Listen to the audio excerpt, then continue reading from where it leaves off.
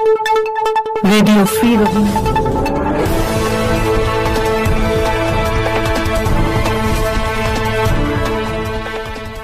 রাখাইনের সমুদ্র উপকূলে তীব্র উত্তেজনা, সামরিক কাউন্সিল নৌবাহিনী ও এ বাহিনীর মধ্যে গোলাগুলি। আজ 9 ডিসেম্বর 2025 আর FR নিউজ।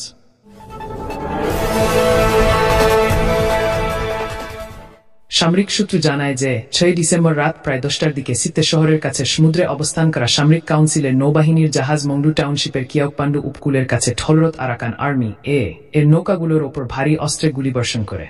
সূত্র জানায়, এর আগে কিয়াকপান্ডু অরণ্যে অবস্থিত এর একটি ক্যাম্প থেকে সামরিক কাউন্সিল নৌবাহিনীর ওপর গুলি চালানো হয়েছিল।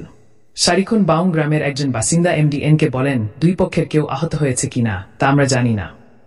মাছ ধরতে গেলে গুলির কারণে ফিরে আসতে হয়েছে। জেলেদের অভিযোগ, কিয়াকপান্ডুর কাছে সমুদ্রে মাছ ধরা এক জেলে আর FR-কে জানান, হ্যাঁ, আমি 6 ডিসেম্বর মাছ ধরতে গিয়েছিলাম।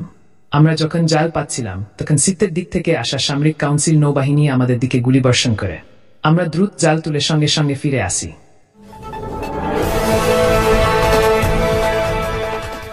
উত্তর মংডুতেও গভীর রাতে ভারী অস্ত্রের শব্দ শোনা যায়। কিয়াংচং গ্রামের এক বাসিন্দা বলেন, রাত 10টার দিকে উত্তর মংডুর দিক থেকে ভারী অস্ত্রের শব্দ শুনতে পায়।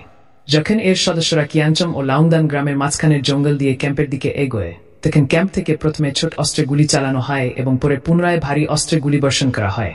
তিনি আরো বলেন যে গুলিবর্ষণ সেই সব স্থানের দিকে করা হয়েছিল যেখানে ARS এর সদস্যদের উপস্থিতির সন্দেহ ছিল। ARS এ ছোট ছোট দলে চলাফেরা করছে, উত্তেজনা বাড়ছে। স্থানীয়দের মতে ARS এর সদস্যরা 4 থেকে 5 জনের ছোট দলে চলাফেরা করে। তারা হঠাৎ এসে এই ক্যাম্পের দিকে গুলি ছোড়ে। এই পাল্টা গুলি চালালে তারা সঙ্গে সঙ্গে পালিয়ে যায়। মুখোমুখি লড়াই হয় না। তিনি আরো বলেন, তাদের কারণে আমাদের চলাফেরা ও নিরাপত্তা চরমভাবে ক্ষতিগ্রস্ত হচ্ছে। বিশেষজ্ঞদের মতো যুদ্ধক্ষেত্রে ARS অক্ষম, তবে সরবরাহ লাইন আটকানো এর জন্য বড় চ্যালেঞ্জ। একজন সামরিক ও রাজনৈতিক বিশ্লেষক আর FR-কে জানান, যদিও ARS যুদ্ধক্ষেত্রে একে হারাতে সক্ষম নয়, কিন্তু বাংলাদেশ দিক থেকে এর খাদ্য ও সরবরাহ লাইন ব্যাহত করা এখন এর জন্য বড় চ্যালেঞ্জ হয়ে দাঁড়িয়েছে।